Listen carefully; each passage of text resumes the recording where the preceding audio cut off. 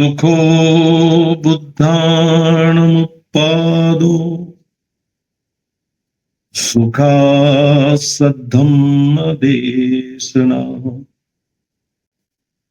सुखासंगस्य सामग्री समगानं तपो सुखो. सुखद बुद्धांचा जन्म, सुखकर धम्मोपदेश, सुखकर संघ एकता, सुखद समूह तपस्या. बंधू भगिनींनो, परमपूज्य बोधिसत्व बाबासाहेब डॉक्टर भीमरावजी आंबेडकर यांनी या त्रिपिटकाचं खूप छान असं अध्ययन केलं, खूप छान असा अभ्यास केला. आणि प्रत्येक धर्माचा एक त्या समाजाला, त्या धर्मातील लोकांना समजण्यासाठी छानसा छोटासा ग्रंथ आहे. त्रिपिटक खूप मोठा आहे. मला असं वाटत नाही की फार लोक ते एका जन्मात वाचून काढतील आणि समजून घेतील. मुळात तर ते पालीमध्ये आहे, त्याचं भाषांतर होत आहे. तेव्हा जेव्हा ते भाषांतरित होईल तेव्हा वाचणारे कदाचित वाचूनही घेतील. पाली भाषेचा अभ्यास करणे आणि नंतर पालीतनं मग ते आपल्या बोलीभाषेत समजावून घेणे अवघड गोष्ट आहे. त्यामुळे ती सहज करता येणं शक्य होत नाही. परंतु बोधिसत्व डॉक्टर बाबासाहेब आंबेडकरांनी तुमची आमची ही समस्या दूर करण्याच्या दृष्टिकोनातून त्रिपिटकाचं अध्ययन केलं, वाचन केलं, अभ्यास केला आणि आपल्याला सहज सुलभ अशा पद्धतीने समजावं अशा या बुद्ध आणि त्यांचा धम्म या अतिशय पवित्र, पूजनीय, वंदनीय अशा ग्रंथाची निर्मिती केली. आणि त्याचं सुंदर असं भाषांतरही आमच्याकडे अगदी छान पद्धतीने अभ्यास करणारे जे मंडळ आहे किंवा ज्या लोकांना या संदर्भाने असं वाटलं की बाबासाहेबांचं इंग्रजीतलं हे लिखाण जे आहे हे आपल्याही लोकांना समजावं म्हणून घनश्यामजी तळवटकर, म.व्ही. चिटणीस आणि शाश रेगे या त्रयींनी याचं सुंदर असं भाषांतर केलं आणि ते आपल्यापर्यंत पोहोचलं. त्यानिमित्ताने आपण हे सगळं बघतो, वाचतो, ऐकतो. काय आहे या बुद्ध आणि त्यांचा धम्म या ग्रंथाचा सार? आपण या आधीच्या भागात बघितलं की बोधिसत्वांच्या जीवनावस्थांचा किंवा जातकांचा हा सिद्धांत देवांच्या अवतारवादाच्या ब्राह्मणोक्त सिद्धांतासारखा वाटतो. म्हणजे हा ब्राह्मणी जो सिद्धांत आहे या सिद्धांताप्रमाणे जन्म मरणाच्या प्रत्येक अवस्थेमध्ये आपण बघितलं की जीवनाच्या 10व्या अवस्थेत सिद्धार्थ गौतम धर्ममेध होतो आणि जो बोधिसत्व असतो त्याचे 10 जन्म बोधिसत्व म्हणून तो जगत असतो. आणि त्या बोधिसत्वाला धर्ममेध होतो म्हणजे बुद्धाची दिव्य दृष्टी प्राप्त होते. आणि बोधिसत्व ही सर्व 10 सामर्थ्य प्राप्त करून घेतो कारण बुद्ध होण्यासाठी त्याची आवश्यकता असते. जातक सिद्धांत हा बुद्धाच्या अत्युच्च शुद्धावस्थेच्या जीवनाचे सार यावरती आधारलेला आहे. बुद्ध होण्यासाठी बोधिसत्व आवश्यक अशा 10 जीवनावस्थातूनच गेला पाहिजे.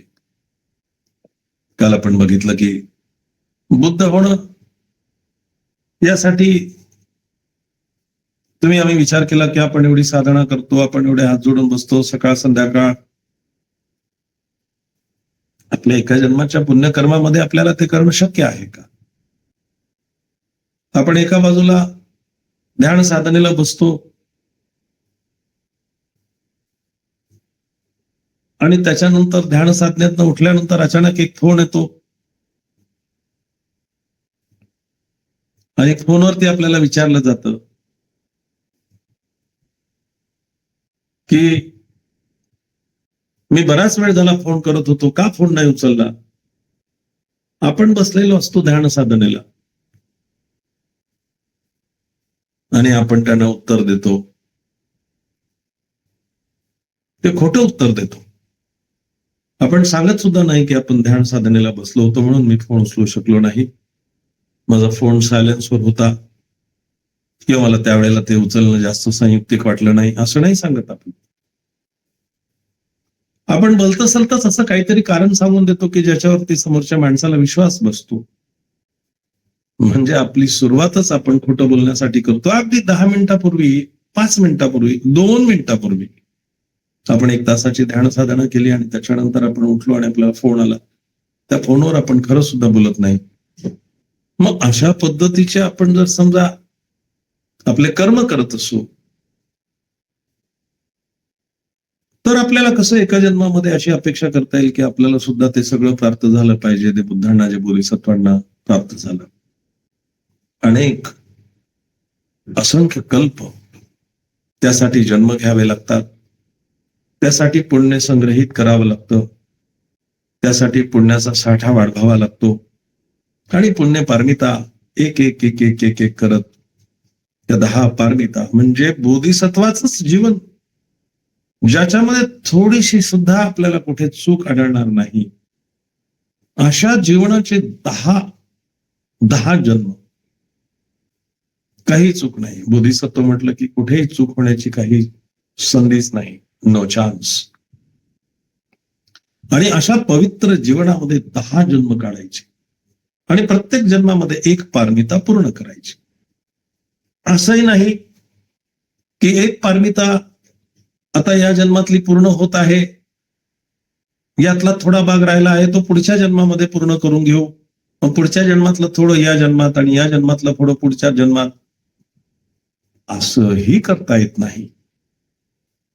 ती त्या जन्मातच पूर्ण झाली पाहिजे ती पारमिता. आणि अशा प्रकारचा अगदी शेवटचा जन्म सुमेधाचा, बोधिसत्व सुमेध, ह्या ज्या वेळेला महामायेच्या उदरात जन्म घेतात, ते सांगतात की आता हा माझा भूतलावरचा शेवटचा जन्म, यानंतर मी या जन्ममरणाच्या फेऱ्यातनं बाहेर पडेल, यासाठी तुमचा पुत्र होऊन जन्म घेण्याची माझी इच्छा आहे, काय तुमची तयारी आहे का? बंधू भगिनींनो, आपण बघितलं असेल, हे जे महापुरुष किंवा बुद्ध होऊन गेलेले आहेत, या पुरुषांच्या माता त्यांच्या जन्मानंतर अगदी अल्पावधीत मृत्यू पावलेल्या आहेत. काय कारण असेल? मुळात तर सिद्धार्थ गौतम हा त्यांच्या माता पित्याचा एकटा पुत्र, एकुलता एक पुत्र, आणि त्या पुत्रानंतर महामाया या ऐहिक जीवनाला निरोप घेऊन जातात. तर पुन्हा जर ती जिवंत राहिली असती आणि पुन्हा तिचा संयोग जर शुद्धोधनाबरोबर झाला असता आणि जर पुन्हा एखाद्या पुत्राला जन्म दिला असता, तर मग एका मुलाला जन्म दिला, तो बुद्ध झाला, मग दुसरा का नाही होऊ शकला, अशी शंका तुमच्या आमच्या सर्वसाधारण माणसांच्या मनामध्ये नक्कीच आली असती. म्हणून बुद्धाला जन्म देणारी माता त्याला जन्म दिल्याच्या नंतर जिवंत राहिली नाही, हा इतिहास आहे. आणि आपण त्याची जेव्हा पानं चाळतो, त्याच्याकडे आपण बघतो, तेव्हा आपल्या असं लक्षात येतं की बोधिसत्वालाही जन्म देणारी माता, बाबासाहेबांना जन्म दिला आणि अगदी अल्पावधीत बाबासाहेबांच्या नंतर बाबासाहेब 14वा रत्न, त्याच्यानंतर बाबासाहेबांना भाऊ नाही, त्यांच्यानंतर नाहीच, ते बोधिसत्व होते. आणि अशा महापुरुषांना अशा योगी पुरुषांना जन्म देणाऱ्या माता पुन्हा दुसऱ्या अपत्याला जन्म देत नाहीत आणि म्हणून त्या अपत्याच्या जन्माच्या नंतर अल्पावधीतच मृत्यूला प्राप्त होतात. बुद्धांचा हा शेवटचा अर्थात सुमेध बोधिसत्व यांचा शेवटचा जन्म आणि त्या शेवटच्या जन्मामध्ये त्यांना बुद्धत्व प्राप्त झालं आणि ते बुद्धत्व प्राप्त झाल्याच्या नंतर सर्वसामान्यांच्या कल्याणाचा विचार, त्यांचा मुक्तीचा मार्ग सिद्धार्थ गौतमाने तुमच्या आमच्या समोर ठेवला. ज्याला त्या मार्गाने पुढे पुढे जाता येतं तो प्रत्येक जण तशा पद्धतीने प्रयत्न करत असतो. अगदी पहिल्या 5 परिव्राजकांमध्ये इतक्या पुण्यपारमिता होत्या, त्यांचं पुण्यबल इतकं होतं की अगदी पहिलं प्रवचन चालू असताना, धम्म प्रचारार्थ केलेलं पहिलं सारणाचं प्रवचन चालू असतानाच कौंडिन्य अरहंत झाले होते. म्हणजे किती जन्मांच्या त्यांच्या पुण्यपारमिता असतील. आपणही त्याच पद्धतीने आपलं कार्य, आपलं कर्म करत राहावं आणि आपल्याला कोणी त्रास दिला म्हणून त्याच्या शिक्षेचा विचार आपण करण्यात काही अर्थ नाही. मग अशा प्रकारचा विचार जेव्हा आपण करतो त्यावेळेला नक्कीच आपण आपल्या पुण्याचा जो साठा असतो तो संपवतो. पुण्यकर्म संपून जात. त्यामुळे या घटना घडतायत, या घडत राहतील, परंतु हा पवित्र धम्म जो आम्हाला बाबासाहेबांनी दिलाय, नेमका तो काय सांगतो, कशा पद्धतीचं आचरण करण्याच्या संबंधाने आपल्या समोर बुद्ध विचार मांडतो, तो समजून घेणं गरजेचं आहे. परंतु आजचा जो भाग आहे, या भागामध्ये बुद्धांच्या पूर्वकालीन जे लोक होते, वैदिक ऋषी जे होते, यांच्या संबंधातली माहिती आज आपण बघणार आहोत. ती ऐकण्याची माहिती आहे, ती लक्षात ठेवण्याची गरज नाही. वेद हा एक मंत्रांचा म्हणजेच ऋचा किंवा स्तोत्रांचा संग्रह आहे. वेद जे आहेत, आपण म्हणतो वेद, उपनिषद, यज्ञ, वल्लक्य, श्रुती, स्मृती, हे सगळं जे काही आहे, तर त्यातला वेद काय आहे की हा एक मंत्रांचा म्हणजे ऋचा किंवा स्तोत्रांचा संग्रह आहे. या ऋचांचे उच्चार करतात त्यांना ऋषी म्हणतात. ज्यांना या मंत्रांचा उच्चार करता येतो, ज्यांचं ते मुखोद्गत असतं, त्यांना ऋषी असं म्हणतात. म्हणजे वैदिक ऋषी या वेदांच्या मंत्रांचा उच्चार ज्यांना करता येतो, त्या स्तोत्रांचा ज्यांना उच्चार करता येतो, त्यांना ऋषी असं म्हणतात. मंत्र म्हणजे इंद्र, वरुण, अग्नी, सोम, ईशान, प्रजापती, ब्रह्म, महिर्दी, यम इत्यादी देवतांचा केवळ धावा करणाऱ्या प्रार्थना होत.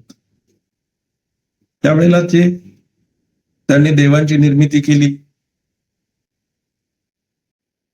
त्या देवांचा धावा करण्यासाठी ज्या प्रकारच्या प्रार्थना होत, ज्या मंत्रांच्या माध्यमातून इंद्राला, वरुणाला, अग्नीला, सोमाला, ईशानला, प्रजापतीला, ब्रह्माला किंवा महर्दीला आणि यम या अशा प्रकारच्या देवदेवतांची जी काही याचना केली जायची, त्यांच्यासमोर ज्या पद्धतीने मंत्रोच्चार किंवा शब्दांचा उच्चार केला जायचा, त्यांना मंत्र असं म्हणतात. धावा म्हणजे शत्रू विरुद्ध सहाय्य करण्यासाठी. तुमच्या शेजारच्याशी तुमचं भांडण झालं, तुमच्या दोन्ही बाजूला एक एक शेजारी आहे, उजव्या बाजूच्या शेजारच्याशी तुमचं भांडण झालं, मग डाव्या बाजूच्या शेजाऱ्याची तुम्हाला सहानुभूती मिळावी, त्याचं सहकार्य तुम्हाला मिळावं,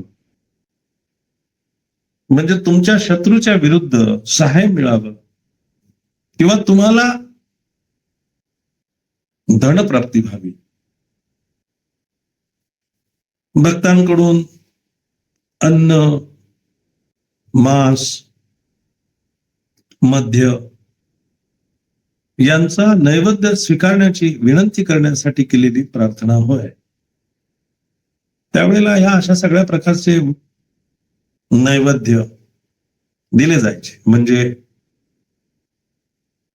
आपल्याला आश्चर्य वाटतं की आता तेच लोक मांस, मच्छी, मद्य प्राशन करत नाही, परंतु हे भक्तांकडनं त्यांना प्राप्त होईल आणि ते त्यांनी स्वीकारावं अशा प्रकारच्या प्रार्थना भक्तगण करत होते, आताही करतात. अनेक देवदेवतांना नमस केले जातात आणि त्या माध्यमातनं त्या देवदेवतांना बकरा, कोंबडा यांचा बळी दिला जातो. पूर्वी रेड्याचा बळी दिला जायचा, दसऱ्याच्या दिवशी तो बळी दिला जायचा. ही जी प्रथा आहे, ही प्रथा ज्या देवदेवतांना, ज्या आराध्यांना प्रसन्न करण्यासाठी केली जायची.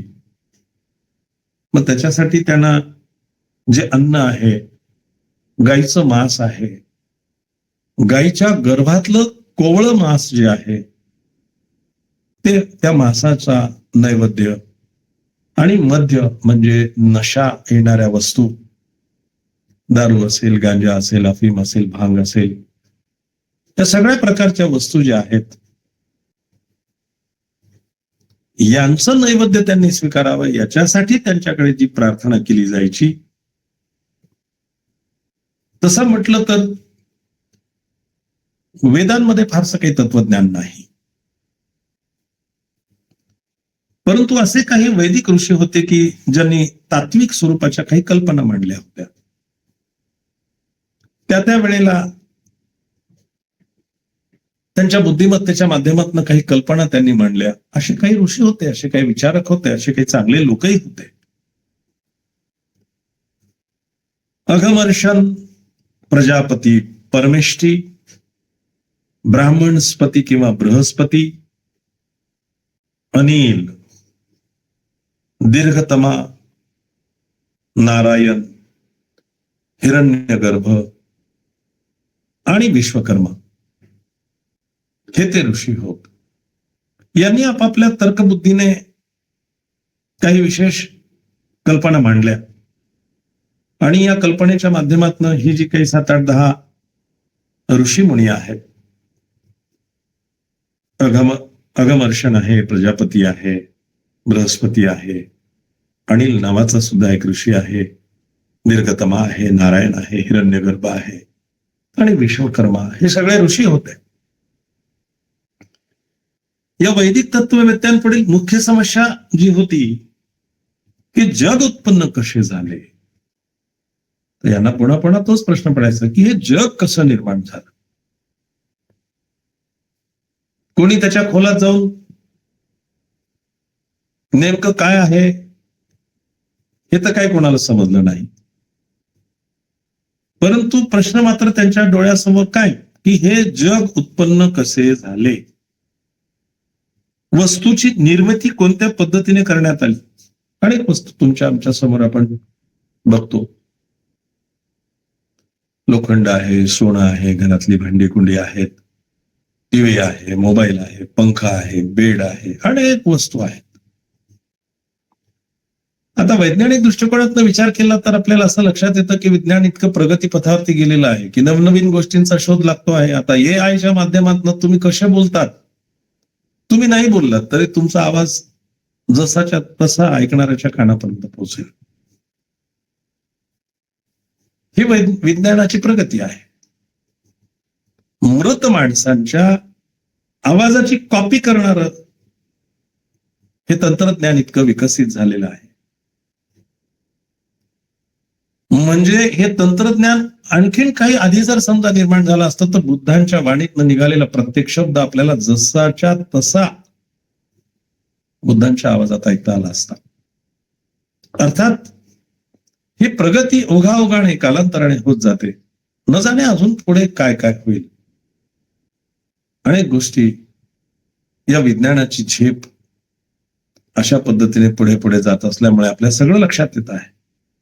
परंतु त्यावेळेला ही जी काही अशी काही कल्पना करणारी काही तर्क लावणारी मंडळी जी होती या ऋषीमुनींच्या माध्यमातून त्यांनी विचार केला की या जगाची उत्पत्ती कशी झाली आहे आणि या वस्तूंची निर्मिती कोणत्या पद्धतीने करण्यात आली असावी. त्यांचे ऐक्य व अस्तित्व का आहे. या सगळ्या गोष्टी या पृथ्वीवरती का आहेत. त्यांचं एक्झिस्टन्स अस्तित्व काय आहे. निर्मिती कशी झाली आणि कोणाच्या आज्ञेने झाली. जग कशापासून निर्माण झाले आणि ते कुठे जाणार आहे. कोणी आदेश दिला. कोणी सांगितलं की जग आता जगामध्ये माणसं असली पाहिजे, प्राणी असली पाहिजे, झाडं असली पाहिजेत, नद्या असल्या पाहिजेत, डोंगर पर्वत ह्या सगळ्या गोष्टींची अस्तित्वाची अशी कोणीतरी मागणी केली का की कोणीतरी आदेश दिला का. तथास्तु पृथ्वी निर्माण झाली. त्या संदर्भाने अतिशय मोठमोठ्या प्रकारचे तर्क वितर्क करण्यात आले आणि कोणाच्या आज्ञेने या जगाची निर्मिती झाली आणि आता ते शेवटी जाणार कुठे आहे. ठीक आहे, जग निर्माण झालं त्याचा शेवट काय होणार आहे. आपण बघितलं सुनामी आली त्यावेळेला खूप मोठ्या प्रमाणामध्ये जीवितहानी झाली. जगभरातले जवळपास 2,35,40,000 लोक त्यावेळी मृत्युमुखी पडले. विविध बेटांवरती विविध समुद्र किनाऱ्यांवरती लोक बेसावत असताना त्यांना ते समुद्राची आतमध्ये जी पोकळी निर्माण झाली होती, समुद्राच्या खोलीमध्ये जी पोकळी निर्माण झाली होती. माणसाने विज्ञानाच्या दृष्टिकोनातून प्रगती करत असताना चंद्रावरती नेमकं काय आहे हे तर बघितलं, परंतु अजून हजारो किलोमीटर खोल असलेल्या समुद्राचा थांग त्याला लागलेला नाही. मग त्यामधून जो स्फोट निर्माण झाला, जी पोकळी निर्माण झाली, त्या पोकळीने त्या पाण्याला एवढी गती आली की तिने अनेक किनारे उद्ध्वस्त करून टाकले. मग लोक म्हणतात आता प्रलय येईल, मग आता ही सगळी पृथ्वी नष्ट होईल. हे काय आता विचार करतायत असं नाहीये. हा विचार त्यावेळेच्या ऋषीमुनींनी सुद्धा केला आणि त्या बुद्धपूर्व काळातील हे ऋषी जे आहेत हे काय बुद्ध काळातले नाहीयेत, ते बुद्धपूर्व काळातले आहेत. यांनी सगळ्यांनी अशा प्रकारचा विचार केला की कशी काय ही पृथ्वी निर्माण झाली असेल, कोणाच्या आज्ञेने निर्माण झाली असेल आणि आता ती कुठे जाणार आहे. अघवर्षण म्हणतो की जग तपस पासून, तपस म्हणजे ताप, उष्णता, उष्णतेपासून निर्माण झालं असेल. तो कोण म्हणतं? अघवर्षण नावाचा ऋषी म्हणतो की हे जग जे आहे हे तपस म्हणजे उष्णतेपासून निर्माण झाले आहे. हे निर्मितीक्षम तत्व होय. त्यापासून अनाद्यनंत असा नियम आणि सत्य याचा जन्म झाला आहे. आधी आणि नंतर म्हणजे जे काही सुरुवात आहे ती आणि त्याचा शेवट जो आहे तो, याही दृष्टिकोनातनं सत्य त्याचा जन्म झाला. यांच्यापासून रात्र, तमस आपण म्हणतो ना, तमसो मा ज्योतिर्गमय, म्हणजे तमस जी आहे, जी रात्र आहे, ती रात्र सुद्धा त्यापासूनच उत्पन्न झाली आणि तमाने पाणी निर्माण केले आणि पाण्यापासून काळाची उत्पत्ती झाली. तम म्हणजे अंधार, शीतलता. दिवसा सूर्यप्रकाश असतो, कडाक्याचं ऊन असतं. आता ऑक्टोबर हिट येईल आपल्याला कळेल ऊन किती कडक असतं. परंतु तम म्हणजे रात्र, अंधार. त्या अंधारामध्ये सूर्य आपल्याला दिसत नाही. तो पृथ्वीच्या गर्भात किंवा पृथ्वी त्याच्यावरती फिरत असताना त्याच्या विरुद्ध दिशेला निघून गेलेला असतो, त्यामुळे तो आपल्याला दिसत नाही. आणि तेव्हा त्याची उष्णता आपल्याला जाणवत नाही, पण तम म्हणजे रात्र, अंधार, आणि या अंधारामध्ये पाण्याची निर्मिती झाली. आणि या पाण्याच्या निर्मितीमुळे या काळाची उत्पत्ती झाली आहे. काळाने काय निर्माण केलं? काळाने चंद्र आणि सूर्य, स्वर्ग आणि पृथ्वी, आकाश आणि प्रकाश यांना जन्म दिला. काळ आधी निर्माण झाला. हे अगमर्षण असं म्हणतोय. हा ऋषी आहे, हा अगमर्षण, याचा विचार हा आहे. पण तो म्हणतो की त्याच्यामुळे हा काळ निर्माण झाला. काळानेच चंद्र आणि सूर्य निर्माण केलं, स्वर्ग आणि पृथ्वी निर्माण केली, आकाश आणि प्रकाश यांचा सुद्धा जन्म त्याच्यामुळे झाला, आणि दिवस आणि रात्र यांची व्यवस्था निर्माण केली गेली. पुढे ब्रह्मणस्पतीने म्हणजे बृहस्पतीने असत पासून सत ची उत्पत्ती होते असा सिद्धांत गृहीत धरला. त्याने असत या शब्दाचा अर्थ अनादी, अनंत असा सांगितलं. अनादी काळापासून, हजारो, लाखो, करोडो वर्षांच्या आधीपासून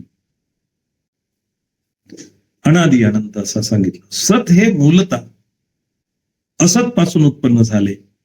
जे जे सत अस्तित्वात असलेले आहे आणि जे जे शक्य आहे आणि तरीही असत अस्तित्वात नसलेले आहे, त्या सर्वांचा असत हा मूलाधार आहे. म्हणजे असत पासनं, असत म्हणजे अनादी काळापासून, अनंत काळापासून हे सगळं जे आहे ते उत्पन्न झालेलं आहे, अस्तित्वात आलेलं आहे. प्रजापती परमेष्ठी काय म्हणतो की असत पासून सत निर्माण झाले काय, या प्रश्नापासून सुरुवात केली. प्रजापती परमेष्ठी हा बृहस्पतीच्या संदर्भाने त्याने जे काही म्हटलं आहे त्याच्यावरती प्रश्न निर्माण करतोय की असत पासून सत निर्माण झाले. या प्रश्नापासून सुरुवात केली. त्याचे म्हणणे असे की या प्रश्नाचा प्रस्तुत विषयाशी संबंध नाही. त्यांच्या मते अस्तित्वात असलेल्या सर्व वस्तूंचे मूळ पाणी हे होय. या पृथ्वीवरती न जाणे कितीतरी पृथ्वी या आकाश गंगेमध्ये असू शकतील. कितीतरी पृथ्वीपेक्षा मोठे ग्रह आहेत, त्यांच्यावरती जीवसृष्टी आहे किंवा नाही. मंगळावरती जाऊन पाहिलं, चंद्रावरती जाऊन पाहिलं, वेगवेगळ्या ग्रहांवरती जाऊन पाहण्याची प्रक्रिया चालू आहे. आणि मग हा जो प्रजापती परमेष्ठी म्हणतोय की काय कसलं असत आणि असतपासून या सगळ्या गोष्टी निर्माण झाल्यात का, तर त्याचं म्हणणं वेगळंच आहे. तो म्हणतो की या विषयाशी या गोष्टींचा संबंध नाही आणि सर्व वस्तूंचे मूळ हे पाणी आहे. तो म्हणतो हे फक्त पाण्यापासून सगळं निर्माण झालं आहे. त्याच्या मते मूळ पदार्थ जे पाणी ते सत आणि असत यांच्या व्याख्येत बसत नाही. हा जो प्रजापती परमेष्ठी आहे तो म्हणतो की हे पाणी जे आहे ना हे सत आणि असत मध्ये बसतच नाही, हे त्याच्या पलीकडचं आहे. परमेष्ठीने जडत्व आणि चेतना यात भेद केला नाही. जडत्व, माणूस मेलेला असेल, अचेतन नसेल, जड झालेला आहे, त्याचं शरीर जे आहे ते वस्तू सारखं झालेलं आहे, गुड्स मध्ये परावर्तित झालेलं आहे. म्हणजे माणूस मृत असेल ना तर त्याला आमच्या मोटर व्हेकल ऍक्ट मध्ये मी ज्या विभागामध्ये काम केलं त्याच्यामध्ये सुद्धा मृत माणसाला, आता आम्ही बऱ्याच वेळेला चेक नाक्यांवरती काम केलं, त्यावेळेला जर समजा एखादा अपघात झाला, त्या अपघातामध्ये 4-5 माणसं मरण पावली,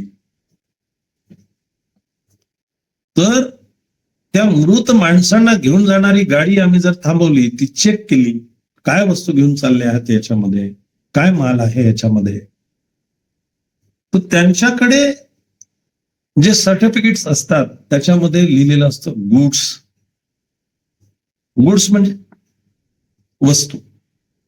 माणूस मेला की त्याची चेतना संपलेली असते, तो अचेतन झालेला असतो, त्याला जडत्व प्राप्त झालेलं असतं आणि त्या जडत्वामुळे त्याला तो माणूस त्याची हालचाल होती तोपर्यंतच, नंतर तो वस्तूंमध्ये रूपांतरित होतो आणि त्याला गुड्स म्हणून. गुड्स तर एरवी आपण गुड्स म्हटलं की सगळं सामान असतं आपल्याकडे, म्हणजे किराणा माल असेल, काही स्टेशनरी असेल किंवा काही फर्निचर असेल, ओके, ते गुड्स आहे. मृत माणूस सुद्धा गुड्स मध्ये येतो. तर अशा पद्धतीने परमेश्वरी म्हणतो की जडत्व आणि चेतना यात भेद त्याने केला नाही. त्याच्यामध्ये पाणी एका स्वाभाविक तत्वानुसार स्वतःचे रूपांतर विशिष्ट वस्तूंमध्ये करून घेते. या तत्वाला काम किंवा वैश्विक इच्छा असे नाव त्याने दिले. पाणी जे आहे, आता ठीक आहे की पाणी आपण ज्या वस्तूमध्ये टाकलं तर त्या वस्तूचा आकार पाणी घेतं. तुम्ही ग्लासमध्ये टाका, तुम्ही तांब्यामध्ये टाका, तुम्ही एखाद्या पातेल्यात टाका, कशात ज्याच्यामध्ये तुम्ही ते टाकत असाल, एखाद्या बाटलीत टाकलं तर बाटलीसारखं ते पाणी होऊन जातं. त्या बाटलीचा आकार ते घेऊन टाकतं, कारण ते लिक्विड आहे, द्रव आहे. त्याच्यामुळे त्या पद्धतीने त्या वस्तूचा आकार किंवा तो सेप ते घेऊन टाकतं. या ठिकाणी परमेश्वरी असं म्हणतोय की या त्याने म्हणजे पाण्यानेच आपले सगळं रूपांतरण जे आहे ते विशिष्ट वस्तूंमध्ये करून घेतलेलं आहे. वेगवेगळ्या वस्तूंमध्ये ते ट्रान्सफॉर्म झालेलं आहे. आणि मग त्या तत्वाला काय म्हटलंय? काम किंवा वैश्विक इच्छा असे नाव या परमेश्वरीने दिले. पुढे अनिल काय म्हणतो की हा आणखीन एक वैदिक तत्ववेत्ता, अनिल नावाचा एक ऋषी, तो एक वैदिक तत्ववेत्ता होता. त्याच्या मते वायू हे मूल तत्व आहे. तो म्हणतो पाणी बिणी काही नाही, पाणी नाही, पाण्याने काही पृथ्वी निर्माण झालेली नाही. वायू ही जी हवा आहे, हा वायू जो आहे हे मूल तत्व आहे आणि त्याच्यात स्वाभाविक चैतन्य शक्ती असते. स्वाभाविक चैतन्य, हवा अशी इकडनं तिकडे फिरते, आपल्याला स्पर्श होतो, आपल्याला थंडीच्या दिवसांमध्ये थंडी जाणवते, उन्हाळ्याच्या दिवसांमध्ये आपण कमीत कमी कपडे, कॉटनचे कपडे वगैरे वापरतो आणि थंडीच्या दिवसांमध्ये आपल्याला आपल्या अंगावरती स्वेटर्स, शॉल्स, कानटोप्या ह्या सगळ्या वस्तू लागतात. तिचं अस्तित्व आहे. मग तो म्हणतो की ती तिच्यामध्ये असलेली स्वाभाविक चैतन्य शक्ती आणि त्याच्यात निर्मिती तत्व अनिसर्गताच असते. म्हणजे काहीतरी नवीन करण्याची जी काही शक्ती आहे ती त्या वायूमध्ये आहे. पुढे दीर्घोत्तम याने सांगितलं की सर्व प्राणी मात्र शेवटी सूर्यावर अवलंबून असतात. पुढचा ऋषी म्हणतो दीर्घोत्तम म्हणतो की नाही, हे सगळे प्राणी मात्र जे आहेत ना, हे सर्व सूर्यावर अवलंबून असतात. पहिल्यानंतर सांगितलं की पाण्यापासून सूर्य वगैरे सगळं निर्माण झाला, तमापासनं झालं, कुणी म्हणतं उष्णतेपासून झालं, कुणी म्हणतं वायूपासून झालं. आता दीर्घोत्तम म्हणतोय की नाही, हे सगळं जे आहे हे सूर्यावर अवलंबून आहे. स्वतःच्या स्वाभाविक सामर्थ्याचा आधार असलेले आणि त्यावर हालचाल करणारा सूर्य पुढे मागे सरकत असतो. स्वतःच्या सामर्थ्यावरती त्याला पूर्णपणे त्याचा आधार आहे आणि त्यानुसार त्या सूर्याची हालचाल होत असते. सूर्य करड्या रंगाचा पदार्थ बनलेला असतो, म्हणजे करड्या रंगाच्या पदार्थाचा सूर्य बनलेला आहे आणि विद्युत व अग्नी ही देखील त्याप्रमाणेच बनलेली असतात. आपल्या घरामध्ये आपण लाईटाचं बटन दाबतो, लाईट लागतो. तो जो विद्युत प्रवाह आहे बटनापासून लाईटापर्यंतचा, तो सुद्धा तसाच बनलेला आहे. सूर्य, विद्युत व अग्नी हे पदार्थ पाण्याचे बीज होत. सूर्य, विद्युत आणि अग्नी हे जे पदार्थ आहेत हे पाण्याचे बीज आहेत. पाणी हे वनस्पतीचे बीज आहे. याप्रमाणे दीर्घोत्तम यांचे विचार होते. ही सायकल त्यांनी सांगितली. नारायणाच्या मतानुसार पुरुष परमेश्वर हे पहिले जगत कारण होय. सूर्य, चंद्र, पृथ्वी, पाणी, अग्नी, वायू अंतरिक्ष, आकाश, क्षेत्र, ऋतू, पक्षी, सर्व पशु, मानवाच्या सर्व जाती आणि सर्व मानवी संस्था यांची उत्पत्ती पुरुषापासूनच झाली आहे. म्हणजे नारायणाला तर असं आणखी वेगळंच सांगायचं की सगळ्यात आधी माणूस, माणसाच्या नंतर मग हे काय पृथ्वी आहे, चंद्र आहे, पाणी आहे, अग्नी आहे, अंतरिक्ष आहे, आकाश आहे, क्षेत्र आहे, ऋतू, पक्षी, पशु, सगळं जे काही आहे ते माणसाच्या नंतर. सगळ्यात आधी माणूस. सेपियन्स मध्ये 3-3.5 लाख वर्षांपूर्वी माणसाची उत्पत्ती झालेली आहे. याच्यावरती आपण यापूर्वीही प्रकाश टाकला होता, यापूर्वी आपण त्याच्यावरती भाष्य केलेलं आहे. 3-3.5 लाख वर्षापूर्वी माणसाची उत्पत्ती झालेली आहे असं विज्ञान सांगतं. पण यांचं तत्वज्ञान जे आहे हे तार्किक तत्वज्ञान आहे. म्हणून मी तुम्हाला आधी सांगितलं की ऐकायचं आहे, लक्षात ठेवायची गरज नाहीये. आणि या पुरुषापासूनच या सगळ्याची उत्पत्ती झालेली आहे. तात्विक दृष्ट्या हिरण्यगर्भ हा परमेष्ठी आणि नारायण यांच्या मध्यभागी होता. तत्वाचा विचार केला, लॉजिकली विचार केला तर हा हिरण्यगर्भ जो आहे हा परमेष्ठी जे काही म्हणतो आहे आणि नारायण जे काही म्हणतो यांच्या मध्यभागी होता. हिरण्यगर्भ म्हणजे स्वर्णगर्भ बीज. या विश्वाच्या महान शक्तीतूनच इतर सर्व शक्तीची आणि ऐहिक व पारलौकिक जीवांची उत्पत्ती झाली. हे जे विश्व आहे, ही जी पृथ्वी आहे, हे जो प्लॅनेट आहे, याच्यामध्ये एक महान शक्ती आहे आणि त्या शक्तीतूनच ह्या सगळ्या गोष्टींची निर्मिती झालेली आहे. आपण हे भौतिक जग जे बघतो, त्याच्यानंतर परलोक जे आहेत त्यांच्या संदर्भाने सुद्धा ही निर्मिती अशी झालेली आहे असं हा हिरण्यगर्भ म्हणतो. आणि हिरण्यगर्भ म्हणजे अग्नी, सौर तत्व नावाचे या विश्वाच्या उत्पत्तीचे तत्व अग्नीपासूनच बनले आहे. याचा सुद्धा असाच एक होरा आहे की जसा अगमर्षण म्हणतो की जग तपसपासून निर्माण झालं आहे, म्हणजे उष्णतेपासून निर्माण झालं आहे. आणि हिरण्यगर्भ म्हणतो की हो, सौर तत्व नावाचे या विश्वाच्या उत्पत्तीचे तत्व अग्नीपासूनच बनले आहे. अस्तित्वात असलेल्या सर्व वस्तूंचा मूल पदार्थ पाणी होय असे गृहीत धरणे आणि मग त्याच्यावर चैतन्य शक्तीचा आरोप करून त्यापासून हे सर्व जग निर्माण झाले असा निष्कर्ष काढणे, या गोष्टी विश्वकर्माच्या दृष्टीने अगदी अपुऱ्या आणि असमाधानकारक होत. विश्वकर्माला ह्या गोष्टी मान्यच नाही की पाण्यापासून हे सगळं निर्माण झालेलं आहे, त्याच्यामध्ये चैतन्य शक्तीचा पुरेपूर भरणा आहे. या सगळ्या गोष्टी विश्वकर्माला मान्य नाही. रूपांतराचे तत्व अंगभूत असलेले पाणी जर मूळ पदार्थ असेल तर पाणी अस्तित्वात कसे आले? म्हणजे रूपांतराचं तत्व. मी तुम्हाला आधी सांगितलं की पाण्याला, म्हणजे पाणी आहे, पाण्याला उष्णतेने त्याची वाफ होते, वाफ होऊन पुन्हा आपण बघतो आकाशात ढग जमा होतात, ते ढग पुन्हा पावसाला म्हणजे पाण्याला पृथ्वीवरती घेऊन येतात. मग ही जी सायकल आहे, तर विश्वकर्मा म्हणतो की ह्या सगळ्या गोष्टी ज्या आहेत की तो चैतन्य शक्तीचा तो आरोप आणि हे सर्व जग निर्माण त्यामुळे झाले असा निष्कर्ष काढणे हा विश्वकर्माला अपुरा वाटतो, असमाधानकारक आहे असं वाटतं. कारण रूपांतराचे तत्व अंगभूत असलेले पाणी हा जर मूळ पदार्थ असेल तर पाणी अस्तित्वात कसे आले? हा मूळ पदार्थ आहे, मग तेच नेमकं कुठून निर्माण झालं? अनेक वेळा प्रश्न पडतात की अंड आधी की कोंबडी आधी?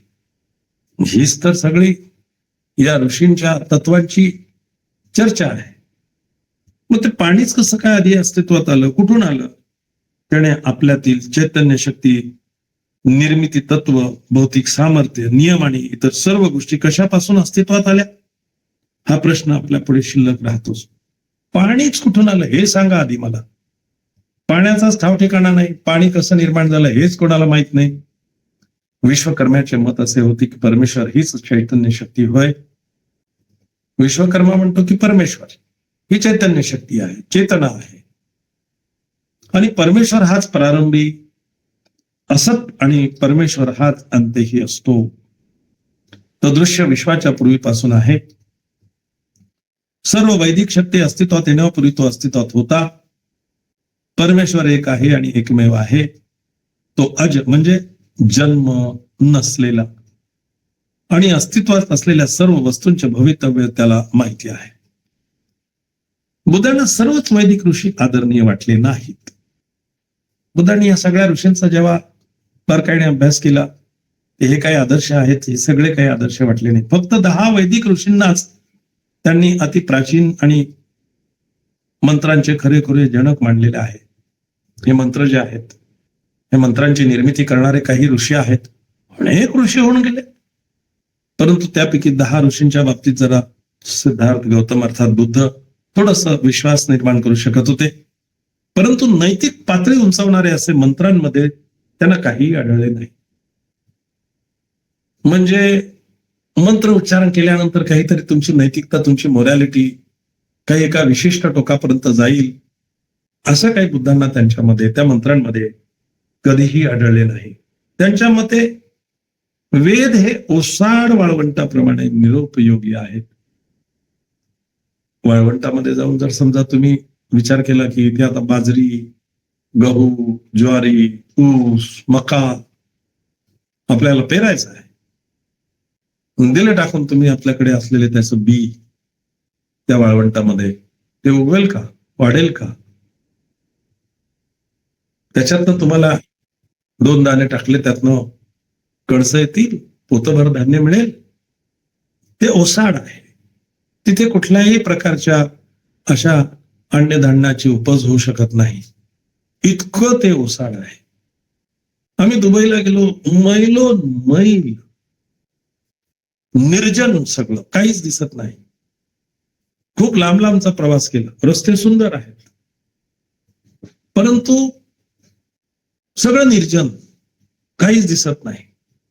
अर्थात दुबई सारखा देश हा फार प्रगतिशील देश आहे, विज्ञानाची झेप खूप मोठी आहे, तिकडे पाऊसच पडत नाही. परंतु तरी सुद्धा त्यांची शहरं जर बघितली तर त्या शहरांमधली हिरवळ बघितली तर आपल्याला आश्चर्य वाटतं. इकडे पाऊस पडत नाही तरी सुद्धा ह्या लोकांनी हे कसं काय सुंदर पद्धतीने मेंटेन केलंय. परंतु शहरांचा काही महत्वपूर्ण भाग सोडला तर नंतर सगळं निर्जन आहे, कुठेच काही दिसत नाही. मग अशा या सर्व वेदांच्या संदर्भाने तथागत म्हणतात की ते ओसाड आहे, वाळवंटाप्रमाणे निरुपयोगी आहे. काय प्राणी राहत नाही, पिण्यासाठी पाणी नाही, वनस्पतींना वाढण्यासाठी पाणी पाहिजे असतं ते नाही, ते ओसाड आहेत. कोण ओसाड आहेत? हे वेद. आपण म्हणतो ना 4 वेद आहेत, तर बुद्धांनी सरळ सांगितलं की हे ओसाड आणि निरुपयोगी आहे. म्हणून ज्यापासून काही शिकता येईल असे मंत्रात काही नसल्यामुळे बुद्धांनी मंत्र बाजूला सारले. ते काही प्रगतीवरती नेणारे नाहीये, त्याच्यामध्ये काही माणसाची नैतिक पातळी उंचावेल असंही काही नाही. त्याप्रमाणे वैदिक ऋषींच्या तत्वज्ञानात त्यांना काहीही आढळले नाही. हे जे वैदिक ऋषी आहेत यांचे मंत्र, तंत्र, होम, हवन, यज्ञ या सगळ्या गोष्टी तुथांड आहेत, याच्यामध्ये काहीही त्यांना आढळलं नाही. म्हणून त्यांनी ते सगळं बाजूला सारलं. सत्य प्राप्त करून घेण्यासाठी ते चाचपडत होते, परंतु ते त्या सत्यापर्यंत पोहोचले नाहीत. हे जे काही ऋषीमुनी आहेत, बुद्धांनी तर 10च लोकांना महत्व दिलं. त्यांचं तत्वज्ञान थोडंसं बुद्धांना बरं वाटलं. हे मंत्र वगैरे जे त्यांनी काही निर्माण केले, त्यांचे उच्चार वगैरे जे आहेत त्याच्या संदर्भाने एक संहिता निर्माण केली, ती बुद्धांनी स्वीकारली, ते मान्य केलं. परंतु ते सगळं फोल आहे, वाळवंटाप्रमाणे निरुपयोगी आहे. आणि त्याच्यामध्ये त्या वैदिक ऋषींच्या तत्वज्ञानामध्ये बुद्धांना काही आढळलं नाही. आणि सत्य प्राप्त करून घेण्यासाठी त्या ऋषींनी नेहमी प्रयत्न केला, परंतु त्यांना त्या सत्यापर्यंत पोहोचता आलं नाही. त्यांचे सिद्धांत म्हणजे तर्कशास्त्राचा किंवा वस्तू स्थितीचा आधार नसलेल्या केवळ कल्पना होत्या, कसलाही कशालाही आधार नाही. बुद्धांचं तत्वज्ञान पुढे आपल्याला समजायचं आहे, पुढे आपल्याला नक्कीच समजणार आहे. प्रतित्य समुत्पाद जेव्हा आपण समजून घेऊ त्यावेळेला तुम्हाला या सगळ्या गोष्टी लक्षात येतील की बुद्ध असं का म्हणाले. या लोकांच्या तत्वज्ञानामध्ये त्यांना काही जाणवलं नाही. तर्कशास्त्राचा किंवा वस्तुस्थितीचा आधार या सगळ्या ऋषीमुनींच्या गोष्टींना नव्हताच. निराधार या सगळ्या गोष्टी. आधार असल्याशिवाय, कारणाशिवाय कुठलीही गोष्ट घडत नाही. कारण असतं. मी तुमच्या समोर बोलतोय, तुम्ही ऐकता आहात. वर्षावासाचा अगदी पवित्र हा महिना, त्याच्यामुळे मी बुद्ध आणि त्यांचा धम्म हा ग्रंथ तुमच्या समोर वाचतो आहे. कारण आहे, दरवर्षी आपण वर्षावासामध्ये ते वाचतो, म्हणून याही वर्षी आपण ते वाचतो आहोत. हे तुम्हाला समजून घेणं आवश्यक वाटतं आहे. बुद्धांचं तत्वज्ञान काय आहे, बाबासाहेबांनी एवढा सुंदर ग्रंथ लिहून ठेवला आहे, त्याच्यामध्ये नेमकं काय आहे. आपल्याला घरी बसून रोज वाचता येणं शक्य नाही, तेवढा वेळ काढता येणार नाही. कदाचित बऱ्याच वेळेला आपल्याला वेळ असला तर आपल्याकडे ग्रंथ नसेल, ग्रंथ असला तर कदाचित आपल्याला वाचता येत नसेल. अनेक कारणांमुळे आपण तो ग्रंथ वाचू शकत नाही. आणि तो आता आपल्याला इथे अगदी आपण घरात बसून ऐकतो आहोत, म्हणून आपण या धम्मतरंगाशी जुडलेलो आहोत. हे कारण आहे. कारणाशिवाय कुठलीही गोष्ट घडत नाही. आधार, कारण म्हणजे आधार. आणि बुद्ध म्हणतात की हे जी काही वैदिक ऋषी आहेत, यांच्या म्हणण्याला कुठेही काही अर्थ नाही, काही आधार नाही, आणि त्याच्या संदर्भाने तर्कशास्त्राचा किंवा वस्तुस्थितीचा कुठेही सपोर्ट नाही. आणि म्हणून तत्वज्ञानात त्यांनी जी भर घातली तिच्यामुळे कोणतीही सामाजिक मूल्य निर्माण झालेली नाहीत. हे जे तत्वज्ञान आहे, ही जी फिलॉसॉफी आहे, ह्या फिलॉसॉफीमध्ये या सगळ्या गोष्टींमुळे काही भर घातली गेलेली नाही. ते नवीन काहीतरी आपल्याला समजावं, ऐकावं असं काही आहे, असं तिथे तरी या ऋषी, या वैदिक ऋषींच्या माध्यमातून निर्माण करण्यात आलेल्या या कल्पना ज्या आहेत त्या कपोल कल्पित आहेत. आणि म्हणून वैदिक ऋषींचे तत्वज्ञान ही निरुपयोगी म्हणून त्यांनी ते अमान्य केलं. त्याचा काही उपयोगच नाही. तुम्ही काय सांगता, नुसत्या पोथ्या वाचा, हे करा ते करा, नुसतं सांगतायत तुम्ही. प्रत्यक्षपणे त्याच्यापासून काही आउटपुट नाही, काही आपल्यासाठी चांगलं घडतंय असं तर नक्कीच काही नाही. नुसतं काल्पनिक आहे सगळं, विचारांच्या आधारावरती आहे. तुम्ही हे म्हणा, तुम्ही ते करा, तुम्ही तसं केल्याने ते होईल, तुम्ही मंत्र जप करा, तुम्ही आराधना करा, तुम्ही देवाला नैवेद्य ठेवा, तुम्ही नारळ ठेवा, तुम्ही सत्यनारायणाची पूजा घाला, तुम्ही शनी महाराजांना अभिषेक घाला. नुसतं मंत्र मंत्र मंत्र. पण प्रत्यक्षपणे तार्किक दृष्ट्या वास्तुस्थितीला धरून काही आहे का? मी एक मंत्र उच्चार केल्याच्या नंतर मला काय प्राप्त व्हायचं आहे ते होतंय का? होत नाहीच आहे. केवळ काल्पनिक या सगळ्या गोष्टी ज्या आहेत या वैदिक ऋषींनी मांडल्यात आणि तथागतांनी त्या सपसेल नाकारल्यात. या सगळ्या ज्या गोष्टी आहेत या वैज्ञानिक दृष्टिकोनातनं कशा सत्य आहेत आणि सत्यावरती आधारित आहे याचा आधार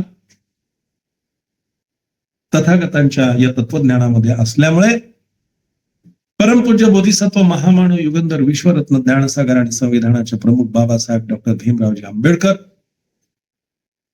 यांनी तथागतांचा बुद्ध आणि त्यांचा धम्म या संदर्भाने सखोल अभ्यास केला, त्याचं वाचन केलं, त्याचं विश्लेषण केलं आणि आपल्यासाठी काय कार्य सोडलं, आपल्याला काय करायला सांगितलं. आपण बाबासाहेब म्हणतात त्या पद्धतीने किमान तेवढं तरी करूया. आपण आपले दोन्ही हात जोडून प्रतिज्ञा करूया, जीवसृष्टी असीम आहे ती भवसागर पार नेण्याची प्रतिज्ञा आपण करूया. आपणात दोष असंख्य ते नष्ट करण्याची प्रतिज्ञा आपण करूया. आहेत सत्य अनंत ती पूर्ण आकलण्याची प्रतिज्ञा आपण करूया. बुद्धांचा अतुल्य मार्ग तो संपूर्ण साध्य करण्याची. बंधू आणि भगिनींनो, या पवित्र बुद्ध आणि त्यांचा धम्म ग्रंथाचं वाचन आणि विश्लेषण माझ्या बुद्धिपटलावरती जेवढं जेवढं मला समजेल त्या पद्धतीने मी आपल्या समोर मांडतो आहे. परंतु ते ऐकण्यासाठी आपण अतिशय शांततेचं जे सहकार्य करता आहात त्यासाठी धम्मतरंगाच्या वतीने आपले मनोभावे धन्यवाद आणि आभार. उर्वरित भाग उद्या सकाळी. नमो बुद्धाय.